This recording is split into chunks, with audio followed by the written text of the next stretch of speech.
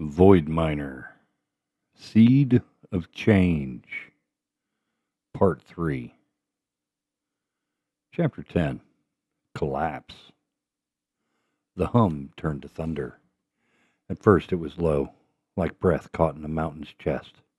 Then it split, high and deep tones crashing together in jagged rhythm. The walls quivered. Dust rose from the seams. The sound that had once been music now clawed at their bones.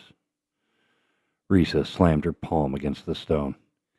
"That's not right. She's coming apart." Tovin's staff glowed white, his voice steady but strained. "The harmonics are feeding on themselves, the mountain's echoing faster than it can sustain." Kaelric didn't answer. The hammer at his side trembled like something alive.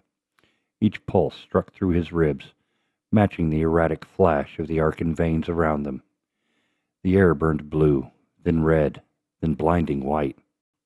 When the floor lurched, they all staggered. A deep groan rolled through the rock like the sound of the world bending. A column snapped somewhere behind them, and the roar that followed drowned everything out. "Run!" Ressa barked. They sprinted down the sloping tunnel, light strobing in chaotic bursts. Shadows bent and split in the glare. Kaelric felt heat radiating from the walls. Not fire, but friction. Energy screaming for release. Each heartbeat was another explosion waiting to happen. A section of ceiling gave way. Fragments of glowing crystal crashed down, shattering like glass against the floor. The air filled with blue mist and the bitter tang of ozone. Tovin shouted something, lost in the roar. Kaelric grabbed Ressa by the arm and pulled her toward a narrow split in the tunnel. "Through here!" he yelled. They stumbled into a side corridor, only to find it caving in from both ends. A dead end. The hum grew deafening now, vibrating their teeth, their hearts. Kaelric pressed his hand against the wall and felt it quiver like flesh. The Arkyn wasn't breathing. It was awakening. "Kaelric!" Ressa's voice came from somewhere behind the ringing in his ears. "What are you doing?" But he couldn't stop. He felt the same pull he'd known in the chamber, that pulse calling out for balance. The hammer's glow deepened, threads of light crawling along its haft. When he spoke, he didn't recognize his own voice. "Stop!" The mountain didn't listen. It screamed. The tunnel convulsed, hurling them to the ground. The floor buckled. Light burst upward through the cracks like lightning frozen in place. The roar became one long, endless note that tore through the stone. A single wordless cry from the heart of Elthera itself. Then something else answered. A second sound. Lower, rougher, alive. It came from beyond the collapsing wall. A shout in a tongue Kaelric didn't know. Sharp and heavy like hammers striking anvils. "Durgath mor Ukthlal!" The wall to their left exploded inward. Dust and heat rushed past, followed by two silhouettes stumbling through the chaos. One broad and powerful, the other small and fast-moving. Ressa reacted first, axe up. "Orcs!"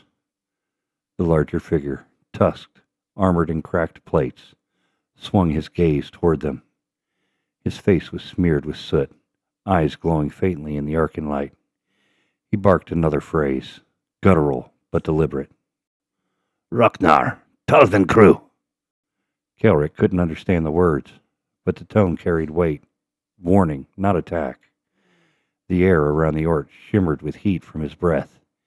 He was bleeding from his temple, the wound glowing faintly where the Arkyn dust clung to it. Behind him darted the smaller one. Green skin, glistening with sweat, eyes bright and wild. The creature's voice came fast, chittering, sharp like flint struck against metal. "Trichka! Skritine! Ka-ka!" Tovin shouted over the din. "They're not speaking any tongue I know." "They don't need to," Kaelric said, his pulse thrumming with the hammer's resonance. "I can feel it. They're running." Ressa's grip tightened. "Aye, and from what?" As if in answer, another section of ceiling gave way behind the newcomers, spilling blue fire and molten dust. The orc shoved the goblin forward and turned his back to shield him from the blast. The meaning was clear. He wasn't chasing anyone. He was protecting. Kaelric's heartbeat synced with the hammer. The resonance grew unbearable. Every fracture line in the walls lit at once, the Arkyn veins flashing toward a single point. Them. "Move!" Ressa yelled. "She's gonna blow!" Kaelric didn't move. The hum wasn't chaotic anymore. It was pleading. The tone that had once screamed now vibrated with fear. He could feel it, the mountain's pain reaching through him. Without thinking, he raised the hammer and slammed it into the floor. The world inverted. Light burst outward, swallowing everything. The roar became silent, so absolute it pressed against the skin. Dust hung in midair. Falling stones stopped mid-descent. For one impossible heartbeat, time held its breath. Then, slowly, everything settled. The blue glow dimmed to a faint pulse. The heat cooled. The echoes of collapse faded into stillness. Kaelric stood in the middle of it all, breath ragged, the hammer still humming softly in his hands. Around him, the others slowly rose, blinking, coughing, alive. Ressa leaned on her axe, staring at the orc and goblin. "What in all the hell's just happened?" Tovin's voice came quiet, reverent. "He harmonized it. The resonance obeyed him?" Ressa glared. "Aye, that's one word for it. I'd have said near got us killed." The orc straightened, slow but steady. His breathing came harsh, chest heaving, but his eyes, dark amber, intelligent, fixed on Kaelric. He said something again, quieter this time. "Uxthal Venrag." Kaelric didn't know the words, yet the meaning landed cleanly in his chest. "You stopped it?" The goblin, crouched beside him, chittered something else. Fast, desperate, pleading. His small hands waved, pointing toward the tunnel above. The tone carried fear, but also something like gratitude. Kaelric answered the only way he could, by lowering the hammer and nodding once. The hum softened, spreading outward in a slow, warm pulse. The Arkyn light flickered in time, acknowledging the truce. "They're not our enemies," he said. "They were trapped, same as us." Ressa snorted. "Aye, well, that's a fine tale till one of 'em puts a blade in your back." Tovin glanced between them, eyes bright with wonder. "Do you not feel it? The resonance still binds us. It's as if the mountain itself wills peace, if only for a breath." Kaelric turned toward the orc. "Can you understand me?" No answer, only a tilt of the head. A flicker of thought behind the gaze. Not comprehension, but recognition. The orc's hand brushed his chest, then gestured downward. Earth, heart, stillness. The gesture was clear enough. Kaelric mirrored it. The hum in the chamber steadied, low and calm. For the first time since the collapse began, the mountain did not groan. They stood in silence, 5 figures, ringed in faint Arkyn light. Dwarf, elf, human, orc, and goblin, each breathing the same dust, sharing the same tremor of exhaustion. Ressa finally muttered, "Well, that's new." Kaelric half smiled. "Maybe that's what the mountain wanted." "You mean they're killing us all?" "No," he said, eyes drifting to the faintly glowing veins around them. "It wanted to remember." Tovin exhaled. "Then let us give it something worth remembering." The orc grunted, low, approving, and the goblin gave a nervous, almost musical trill. Kaelric looked toward the dim tunnel ahead. "Come on," he said quietly. "We're not getting out alone."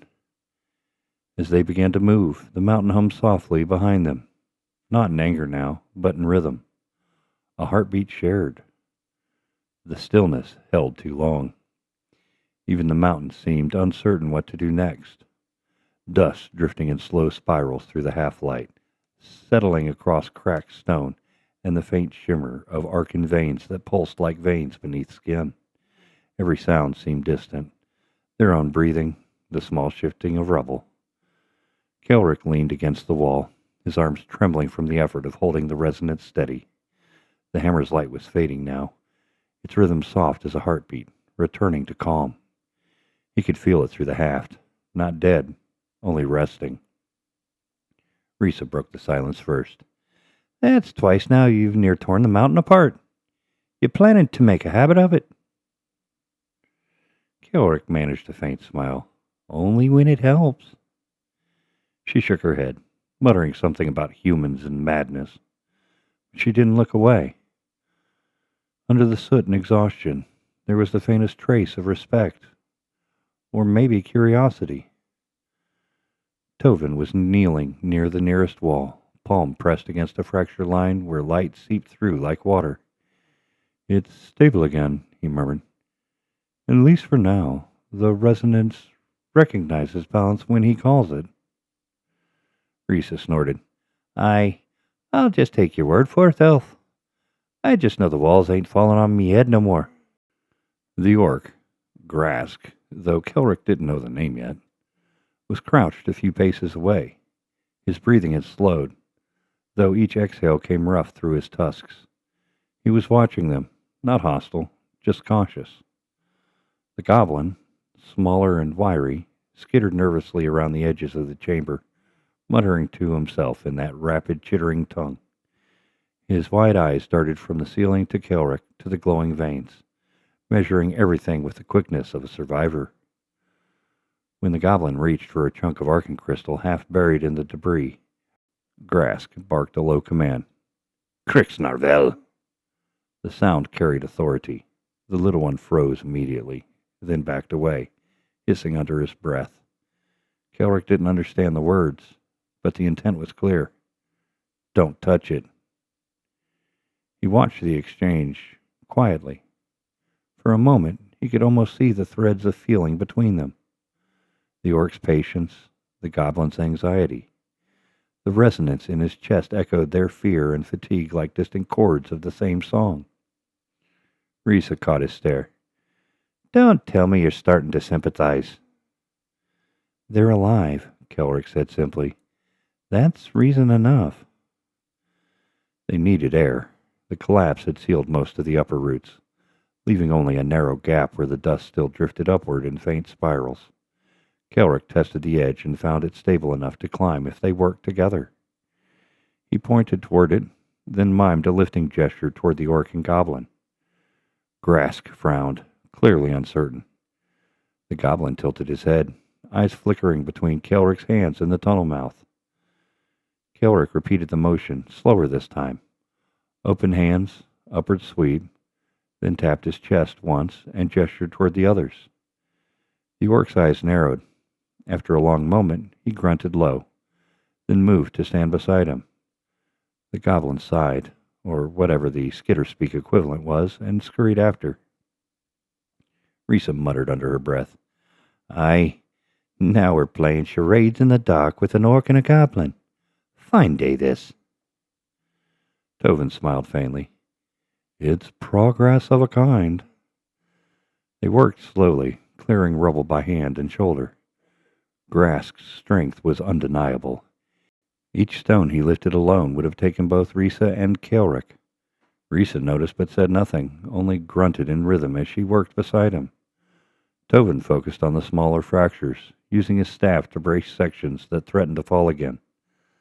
The goblin disappeared for several minutes, vanishing into a vent no larger than a crawlway. When he re-emerged, his grin was sharp as broken glass. He chittered something fast, gesturing upward. Kaelric didn't understand the words, but he caught a flash of image through the resonance. Open air, faint breeze. "He found a way," he said quietly. Ressa blinked. You understand that gibberish? Not the words, Kaelric tapped his chest. The feeling. Tovin's eyes gleamed in the Arkyn light. The Arkyn still resonates through you. It may be translating emotion through frequency. Aye, Ressa muttered. That's comforting. Now the mountain's using him as an interpreter. It took another hour to clear enough debris to reach the narrow slope leading upward. They moved in order. Tovin first to test the path, Ressa next, Kaelric behind her, the Orc and Goblin following last. The climb was slow, broken by moments of silence that felt heavier than the stone around them. Halfway up, Ressa slipped on a patch of glassy rubble. Before Kaelric could reach her, Grask caught her by the arm and pulled her upright with effortless strength. For a heartbeat, both froze, Dwarf and Orc. Two worlds that had spent centuries teaching their children to hate each other. Ressa grunted. Aye, strong grip, I'll give you that. Grask said something low. Durvak Narhish. The tone carried something close to respect. Then he released her arm and gestured for her to move. Ressa climbed without a word. Kaelric caught the faint echo in the hum that lingered between them. A single pulse of acknowledgement. At the next landing, they paused to rest. The air here was cooler, though the Arkyn veins still glowed faintly through the cracks. The goblin perched on a ledge, claws tapping nervously on the stone. He tilted his head toward Kaelric and chittered a question, sharp and curious. Kaelric smiled faintly. I don't know, he said, voice soft. Maybe the same reason you are. Crix blinked, then snorted, a sound halfway between a laugh and a cough. He mimed swinging a hammer, then pointed toward the faint glow of the weapon on Kaelric's belt. Ressa groaned. Wonderful. Even the goblin thinks you're cursed. Tovin chuckled. Cursed or chosen. Sometimes the line blurs.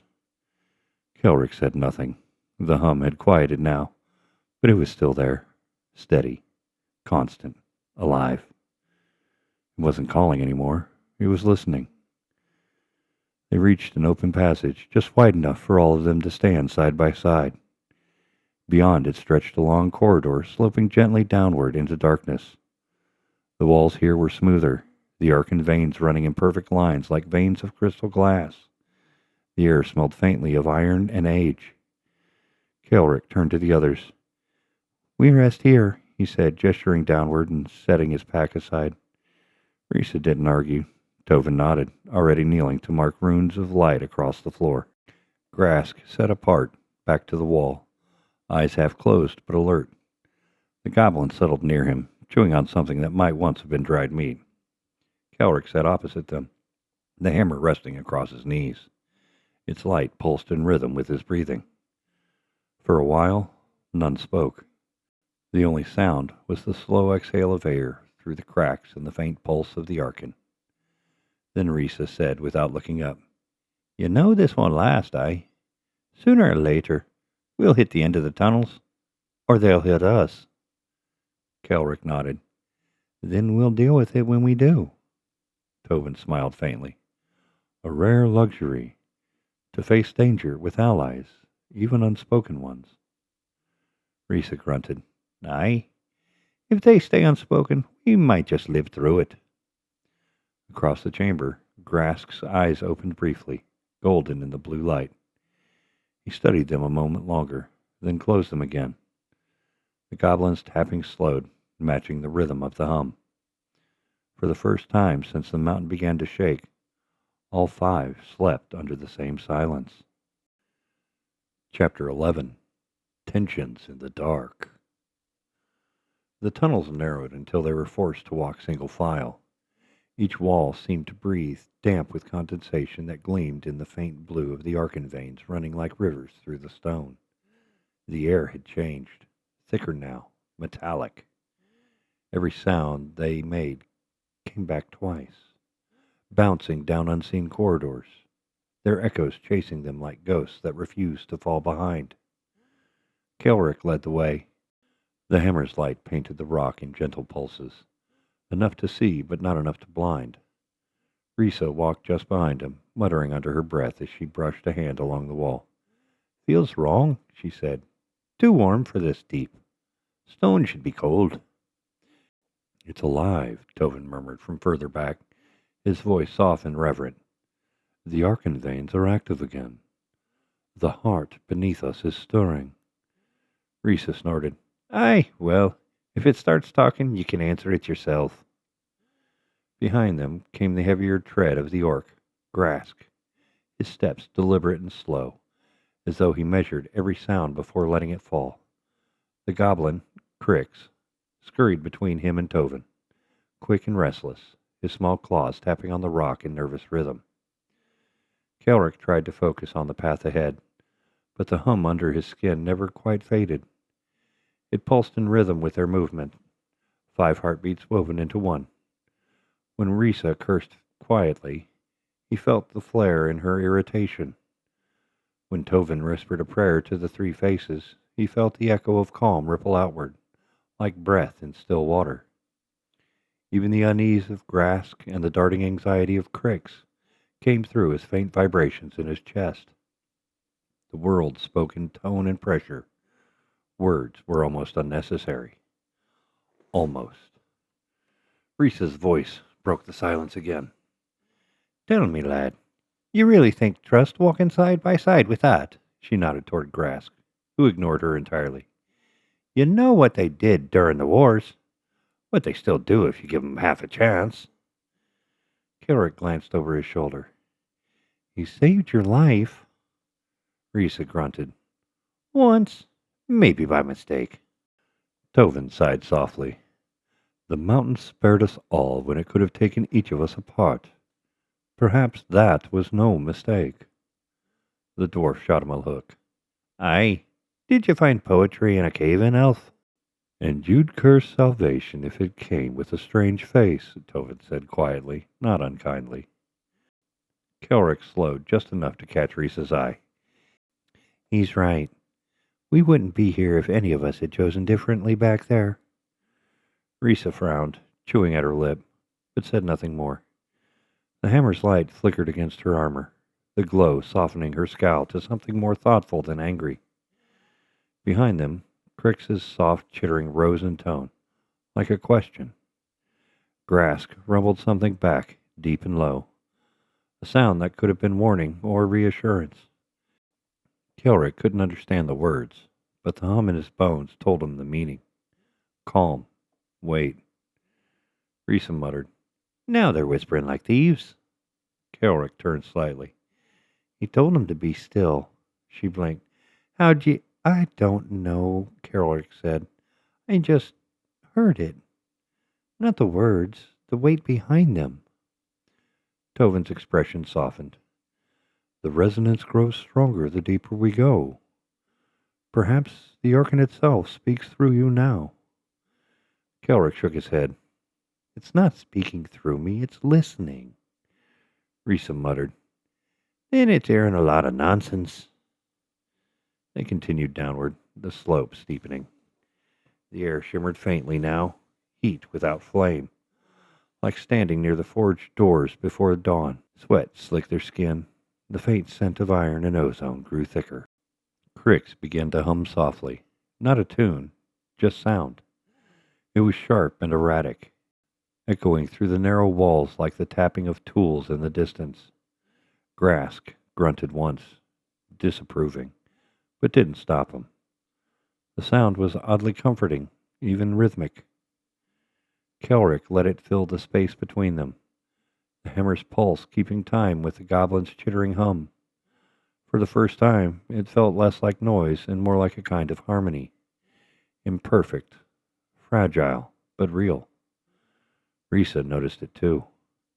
"You hear that?" she said softly. "Almost sounds like work. Like hammers striking ore." Tovin nodded. "Perhaps memory lingers where the Arkyn flows. The echo of what was." Kaelric stopped walking. Ahead, the tunnel widened into a small chamber, its walls lined with dark, silent forges half swallowed by the mountain. Rusted anvils and broken chains lay scattered like bones. The Arkyn veins pulsed faintly beneath them, tracing long dead inscriptions carved into the stone. He stepped closer. The runes were faint, almost erased by time. Neither elven nor dwarven, but something older, more deliberate.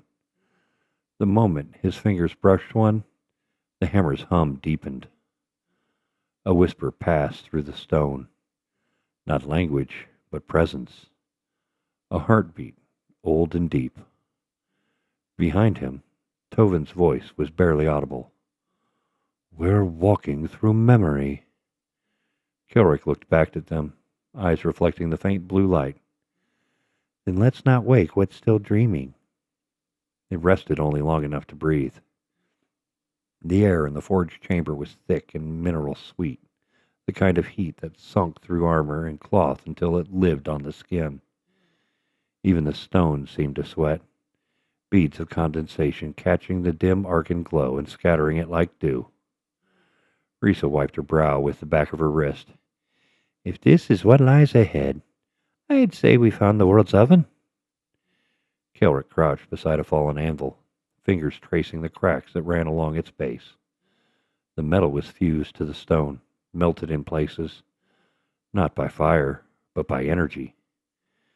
"The Arkyn veins run strongest here," he said softly, "like a pulse beneath a forge." Tovin knelt beside him. "Do you feel it?"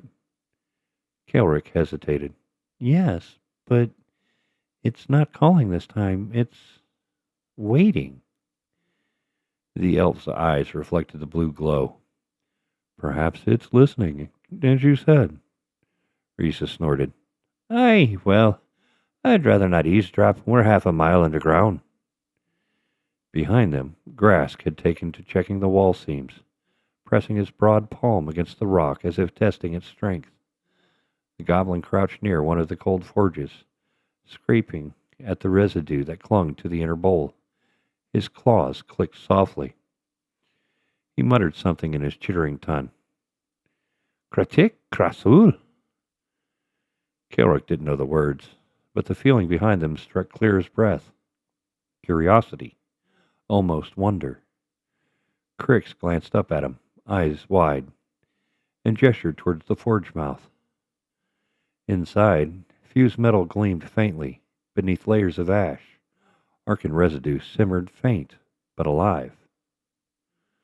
Kaelric leaned in. The hum under his skin deepened for a heartbeat, then steadied again. "It remembers the flame," he murmured. Ressa frowned. "The what?" "The forge," he said. "It remembers heat, like it wants to burn again." She gave him a look. "That's either poetic, lad, or dangerous." "Both," Kaelric said, and rose. They moved on, the tunnels tightening once more. The walls closed close enough to brush shoulders, the Arkyn veins tracing the curves like veins under flesh. It was darker now, but the faint luminescence never quite left. The mountain breathed around them, slow and deep. Tovin whispered something in Illyrian. Words Kaelric didn't know, but the tone carried reverence. The sound echoed in the chamber and came back almost musical. Grask paused, head tilted, listening. Then he said something back in Urkthal, a phrase short and rhythmic. His tone was low, but not hostile. The echoes met halfway. For the briefest instant, the overlapping sounds harmonized. Kaelric felt it in his bones, a single perfect chord that vibrated through the Arkyn veins before fading again. He blinked. "Do that again." Both turned toward him, uncertain. He gestured. "Speak again, both of you." They hesitated, then complied. Tovin whispered another Illyrian phrase. Grask answered without knowing why. The same resonance filled the corridor, a low hum that made the Arkyn light brighten, just slightly. Ressa muttered, "Now what madness is this?" Kaelric's eyes were distant, listening to something beyond hearing. They're not the same language, he said, but the sound patterns match. The rhythm, the mountain recognizes them. Tovin looked awed, as though they once shared a root. Ressa folded her arms. Aye, well, the day an elf and an orc share a tongue is the day the stars fall. Kaelric smiled faintly. Then maybe they already did. They reached a narrow shaft where the ceiling sloped upward, the floor littered with old iron rings and blackened chains. The air trembled with faint heat rising from somewhere below. Ressa kicked at one of the chains, the sound echoing metallic and hollow. Whatever this place was, it weren't meant for comfort. Crix made a quick series of clicking sounds, gesturing with sharp motions. Kaelric tilted his head, listening. Frustration, that much he understood. The goblin pointed at the slope, miming collapse and smoke, then shook his head violently. He's saying it's unstable, Kaelric translated softly. Too much heat below. Ressa blinked. Ye can understand that? Not words, Kaelric said again. Meaning. Like hearing the note without knowing the song. Tovin's eyes glinted. The resonance between minds. It's increasing. Ressa muttered. If it were increasing much more, we'd be singing lullabies to orcs. The slope grew steeper. Grask took point, his bulk moving carefully, every step deliberate. Crix scampered ahead of him, agile and fearless. Ressa followed, her boots slipping occasionally on loose, glassy fragments. Kaelric and Tovin brought up the rear. When the tunnel curved sharply right, Kaelric caught a faint shift in the light. Deeper blue, the veins thicker, pulsing in rhythm with his heartbeat. He stopped, hand brushing the wall. The Arkyn pulsed back. He heard something faint. Not in sound, but in sense. A vibration deeper than words.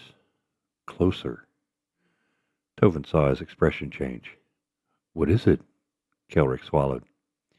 The Arkyn knows where we're going. Ressa snorted. Then it can lead the way, so long as it's paying attention to the holes in the floor. Kaelric said nothing. The hum beneath the rock grew louder, steady as a forge bellows. They were descending toward something vast, something old. Hours later, the air shimmered with heat. The light had turned a darker hue, no longer blue, but violet at the edges, like bruised flame. Ressa's braid was damp with sweat, and Tovin's hair clung to his temples. Crix began to wheeze softly, his narrow chest rising and falling too quickly. Kaelric called for a stop. Rest, he said, raising a hand. Grask lowered his pack with a grunt and sat with his back to the wall. The stone beneath him steamed faintly. Too hot, Ressa muttered. Feels like standing above a forge pit. Kaelric nodded. We're close. Tovin knelt beside him. To the hard forge? I don't know what else it could be. The elf's gaze drifted down the tunnel, eyes distant. The forges of the ancients. They say those who reach them never returned. Not because they died, but because they changed. Ressa leaned her head back against the wall. Aye, well, maybe they got smart and turned around. Kaelric looked at her. Would you? Her brow furrowed. If I thought the world depended on it, no. But I'd sure complain the whole way. He smiled faintly. That's fair. The goblin had settled cross-legged near the wall, eyes half closed. His rapid muttering had slowed to a steady rhythm. Grask rested one arm over his knee, silent, gaze fixed on the tunnel ahead. For a long time, no one spoke. The hum beneath the mountain carried the only rhythm they needed. Somewhere deep below, the forge heart pulsed, faint but unmistakable. Kaelric closed his eyes. The heat, the rhythm, the faint mingling of 5 distinct pulses, all of it blended into one steady sound. It wasn't peace, but it was balance. He opened his eyes again and found Ressa watching him. "You're hearing it again, aren't you?" "Yes." "And it's not driving you mad?" "Not yet," he said and stood. "Come on, the Arkyn's waiting." Chapter 12. The Deep Symbols. The path widened again after a few hours of descent. The last stretch of tunnel gave way to a cavern so large their light could not reach its edges. The air changed first, thinner, drier, almost clean. Every footstep came back in soft echoes, carried by a ceiling too high to see. Kaelric stepped forward, hammer in hand. Its glow pushed back the dark just enough to reveal what waited on the far wall.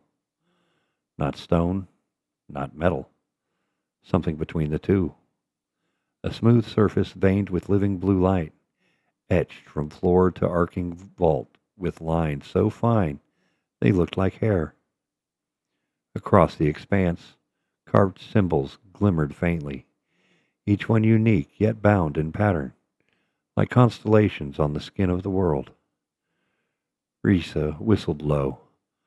"By the Forge Mother's breath! That's no craft of mine."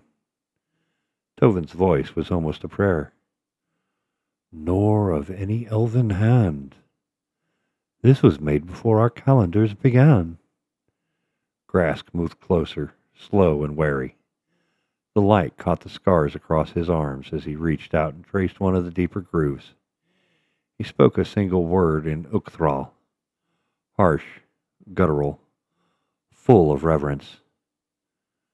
"Cardrum." Crix twitched at the sound, repeating it under his breath. Softer, faster. The goblin tones bending the word into something lighter. "Kratrum! Kratrum!" Kaelric turned to them. "What does it mean?" Grask looked over his shoulder, the faintest furrow between his heavy brows. He didn't understand Kaelric's words, but he sensed the question all the same. He tapped the symbol again and pressed a fist to his chest. The hum in the wall answered him. Kaelric felt it in his ribs.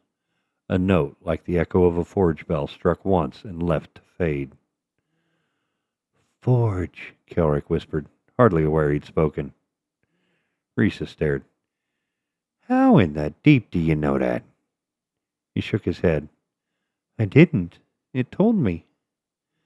They spread out, each drawn to a different section of the wall. The symbols shifted subtly as the hammer's glow touched them, lines brightening, angles changing, as though reacting to the human presence among them. Tovin knelt near the base where the carvings were smallest. His fingers hovered above the glyphs, tracing the air but never touching.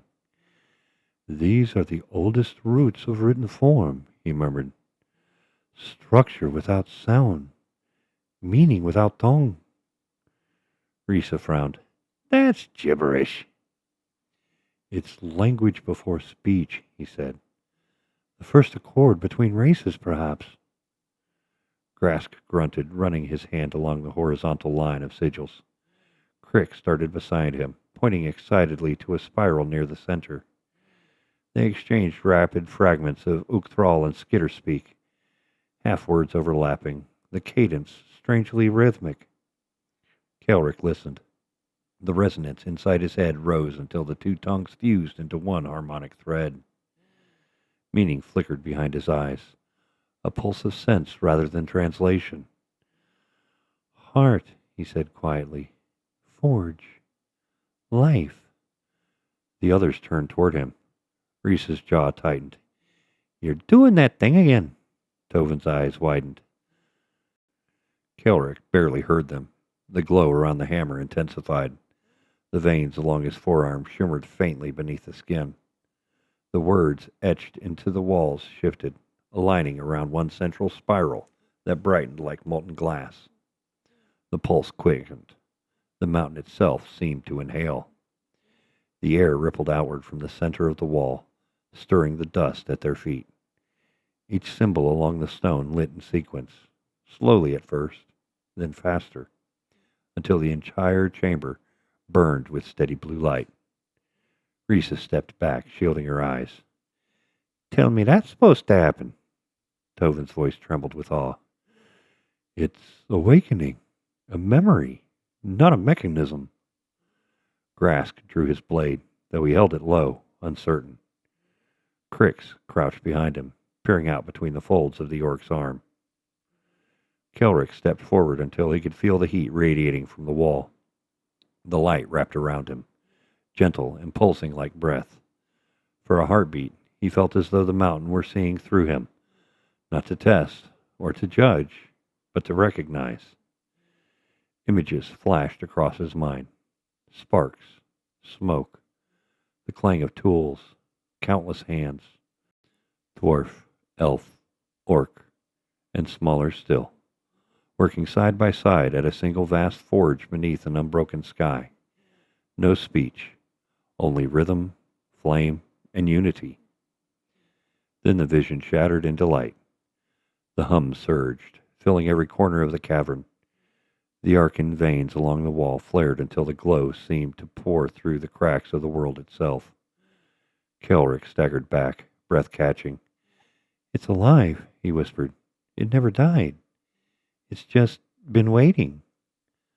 Light poured across the chamber in widening rings, climbing the walls like fire chasing air. Every rune it touched shone white blue, then steadied into a soft pulse, beating slow as a living heart.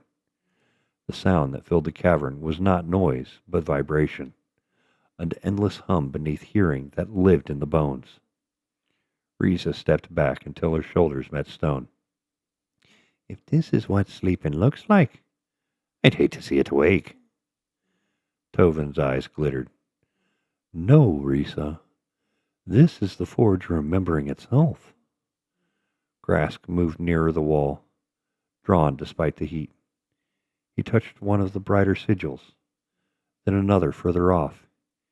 Each answered his palm with a muted glow. He spoke in low Urkthrall, reverent, slow. Vorkardrum, Achfen. The goblin answered from below him, voice sharp, rhythm quickening. Skidvrin, Katachkevin. Their tones met mid-air. The Arkyn veins between their symbols flashed once, linking the two in a thread of light. Kaelric saw the connection, felt it in his chest, the pulse echoing between them. They're speaking the same word, he murmured. Different tongues, same meaning. Tovin turned, astonished. You can tell? It's not translation, Kaelric said. It's resonance. The mountain knows the intent behind the sound. The hum deepened.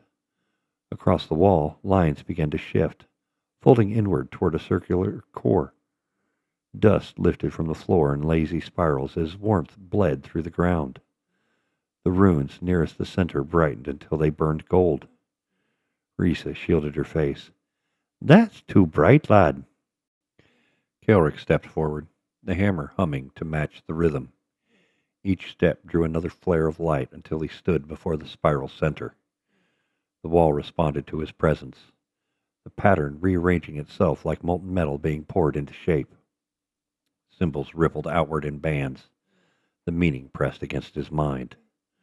Forge, heart, life, remember. He gasped, knees nearly buckling under the flood of sensation.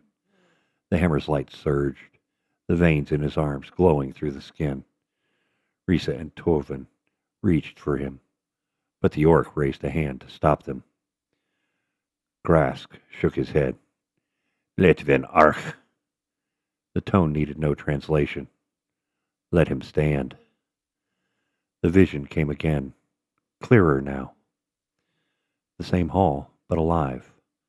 Dwarfs striking anvils of living crystal, elves weaving heat into song, orcs shaping the molten veins with their bare hands, goblins darting between them carrying shards that shimmered like captured stars.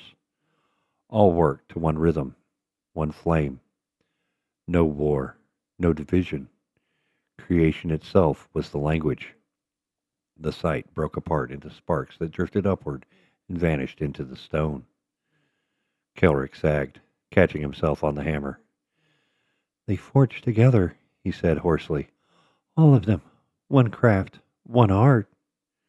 Tovin whispered, Then the Heart Forge was never legend.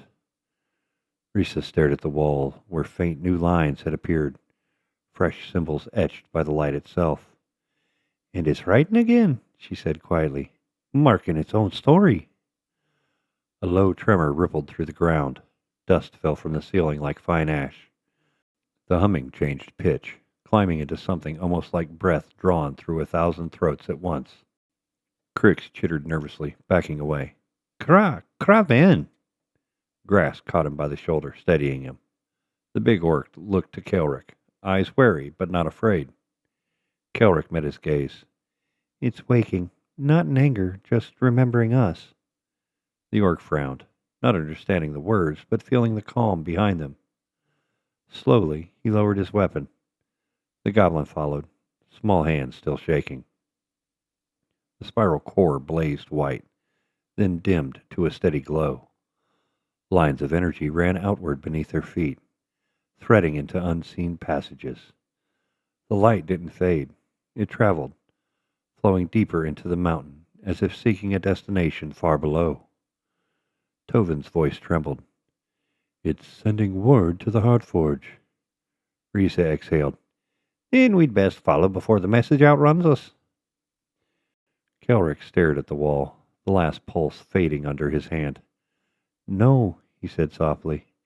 It's not sending a message. It's opening a door. Chapter 13. The Descent. The floor beneath the room wall split without sound. Light, no brighter than a candle's flame, traced the crack outward until it curved into a spiral and began to sink. Each ring dropped lower, revealing steps cut from the same fused stone, their edges glowing with residual heat. Ressa whistled softly. Well, there's our road to the abyss. Tovin stepped to the rim, peering into the dark coil below. It was sealed for a reason. Grask's voice rumbled from behind them. Rest non Golfarten. He tightened the strap across his chest and started down first. Kaelric followed. The hammer's pulse guided his footing. Every step drew a faint answering beat from the Arkyn veins beneath the stairs. The deeper they went, the warmer the air became. Dry heat at first, then the heavy breath of a forge long banked but never cold. Crix scrambled ahead on all fours, quick and sure-footed, his claws clicking against the glassy surface. Skrit Kryn, hot, bright, he chittered, pointing to the wall. Tovin raised his staff, its light catching rows of embedded conduits, tubes of translucent material alive with slow-moving currents of blue fire. The channels pulsed, dimmed, and pulsed again, like veins rediscovering circulation. Self-healing systems, the elf whispered. The forges of the ancients tended themselves. Ressa wiped sweat from her temple. Aye, that's comforting. Machine that fixes itself's a machine that doesn't know when to quit. The stair widened into a landing, half buried in slag. Broken girders jutted from the wall, each one sheathed in the same crystalline substance that lined the conduits. Kaelric knelt beside a shattered piece and pried it loose. It was light as bone and warm to the touch. The interior glimmered with veins of pale fire. Ressa crouched beside him. That ain't steel, lad. Look close. The grain's wrong. Too smooth. Feels like stone. Acts like metal. Crix squeaked excitedly from above, dangling through a vent shaft. He dropped a handful of fragments that scattered across the floor, each one blazing momentarily where it struck. Ressa hissed and kicked one aside. Burns like skin. Tovin cut another piece in his sleeve. The glow subsided as he studied it. Not metal, he said softly. Crystallized Arkyn, solidified energy. The old forges must have learned to shape raw power. Kaelric felt the hammer answer in his hands. The vibration deepened until his arm went numb. He staggered, clutching the haft as light crawled up his wrist to thin lines.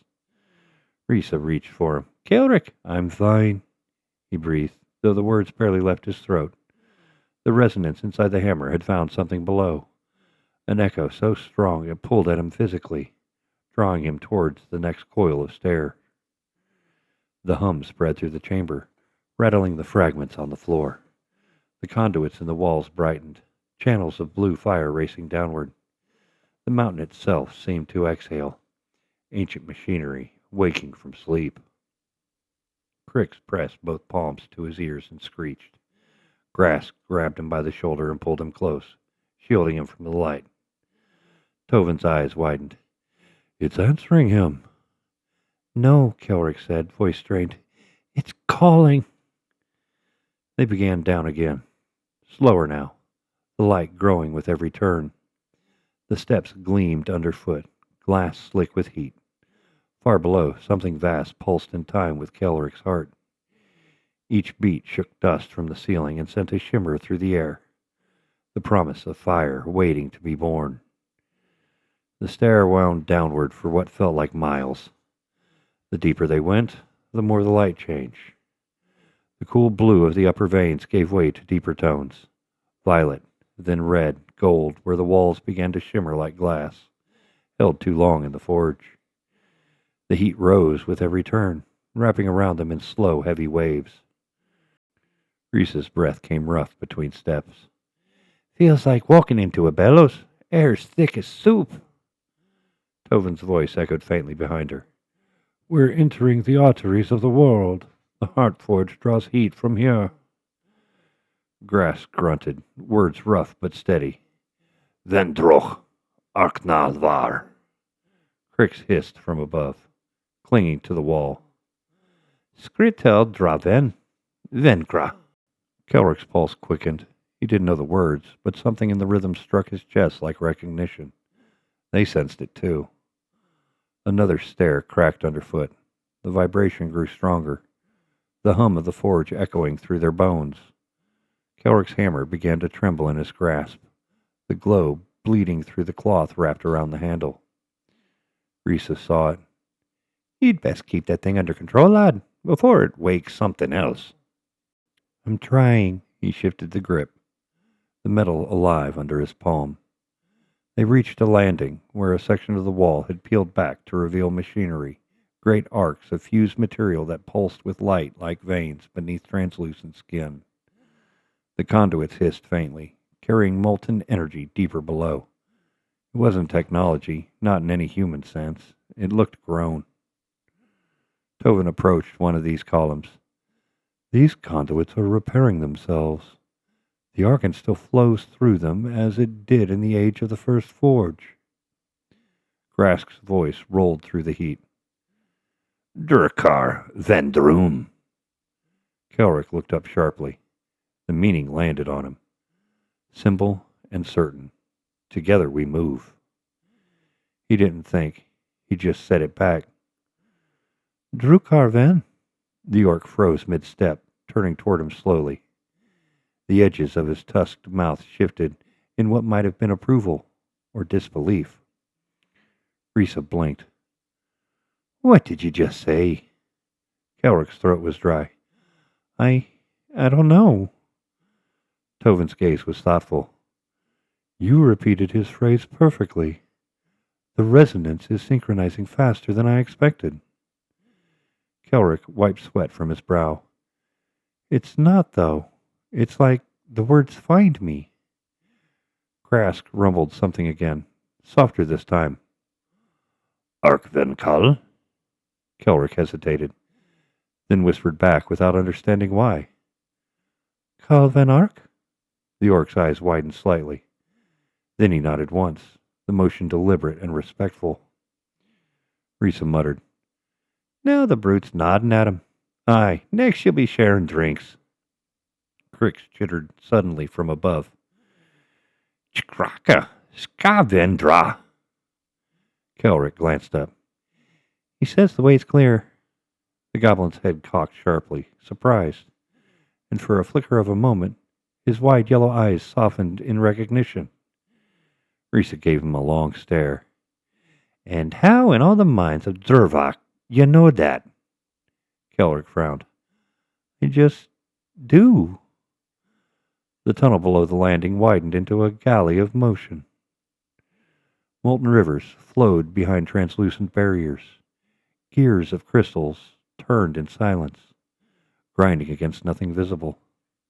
It was like stepping inside the skeleton of a machine too vast to comprehend. Ressa's jaw dropped. By the Forge's bones, Tovin whispered. No machine, a living circuit. Kaelric walked forward, drawn to the largest conduit, a vertical column glowing with molten blue light. Inside, currents of Arkyn fire coiled upward in looping spirals, vanishing into the roof above. He reached out and touched the smooth barrier. The hum answered instantly, running through him like lightning. The hammer flared white. He gasped and staggered back, the vibration shaking his entire arm. Ressa grabbed him. Kaelric? I'm fine, he managed, though his voice trembled. The light dimmed again, pulsing in rhythm with his heartbeat. Tovin's voice came low. It's reacting to your presence, testing, perhaps recognizing something. Kaelric flexed his fingers, staring at the faint light crawling beneath his skin. It feels alive. Grask said something in Urkthrall. Arkdrun Valen. Kaelric didn't know the meaning at first, but the word Velen struck a chord deep inside him. He found himself answering without thought. Velen Arch. This time the orc didn't just nod. He smiled. Tovin whispered. He called you brother. Ressa exhaled. Aye, well, I'll be damned. They stood together at the edge of the next ascent.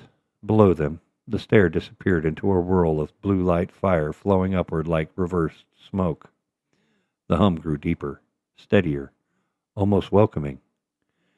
Kaelric tightened his grip on the hammer, which now glowed as though in answer to something far below. It's waiting, he said quietly. Grask looked down into the light and spoke again, almost reverently. Vendrumak. Kaelric answered in kind before he even realized what he was saying. Vendrumak. Ressa groaned softly. Wonderful. Now they're speaking riddles together. Tovin's expression was calm, almost proud. No, Ressa, they're speaking truth. Together we forge. Chapter 14. Vision of the First Forge. The stair ended in silence. No heat, no sound, only stillness so complete that every breath felt intrusive. The chamber that opened before them wasn't carved so much as shaped. A vast dome of obsidian-like glass, veins of Arkyn fire running through it in slow, deliberate spirals. The air shimmered faintly, as though the stone still remembered the heat that once birthed it. Ressa stopped first, her boots scraping the floor. By Durvak's bones, she whispered. No forge I've ever seen runs this deep. Tovin lifted his staff. The light touched the inner walls and revealed what the darkness had hidden. Figures filled the dome, hundreds of them, carved in sweeping relief from floor to ceiling. Dwarfs with broad hammers, orcs beside them, bare-armed and resolute. Sparks of inlaid Arkyn crystal marked where their tools met. Together they struck at the same anvil. Above them, a single shape hovered, a heart wrought in flame. Grask exhaled sharply, the sound almost a growl. Dru Marvathrun. Ressa turned. What did he say? Kaelric stared at the wall. The words slid through his mind like echoes finding home. He said, the old brothers. Grask looked up in surprise, then nodded once. Crix chittered softly near Kaelric's shoulder, repeating the orc's phrase in his higher pitch. Dru Marvathrun. Tovin approached the carvings, tracing a finger over the smooth inlay. "This predates the First Age," he murmured. "Long before elves came from the eastern forests. Dwarfs and orcs working side by side. It shouldn't exist." "It does, It does," Kaelric said. His voice sounded distant to his own ears. "They forged together." Ressa shook her head slowly. "My grand story spoke of blood and war. Not this." "The stories remember what survived," Tovin replied, "not what was lost." Kaelric stepped closer to the dome's center. The hammer in his hand began to vibrate again, soft at first, then stronger. A heartbeat against his palm. Light spilled from the seams in the floor, crawling outward in thin, serpentine lines until it touched the relief. The carvings shimmered. The Arkyn veins running through the figures pulsed once, then twice. Then suddenly the dome breathed. Ressa stumbled back. "What in the deep?" Kaelric barely heard her. The moment the light reached his feet, the hum in his skull rose to a chord that filled every corner of the chamber. The world shifted. The walls became sky. The stone became heat. He was there. Fire blazed across a horizon of metal. The sky above was molten red, stars hidden behind the smoke of 1,000 chimneys. Dwarfs moved like living parts of a great mechanism, feeding the forges, their hammers ringing in rhythm. Orcs hauled molten ore from rivers of glowing stone, their chants matching the dwarfs' hammer strikes. No shouting, no chains, only purpose.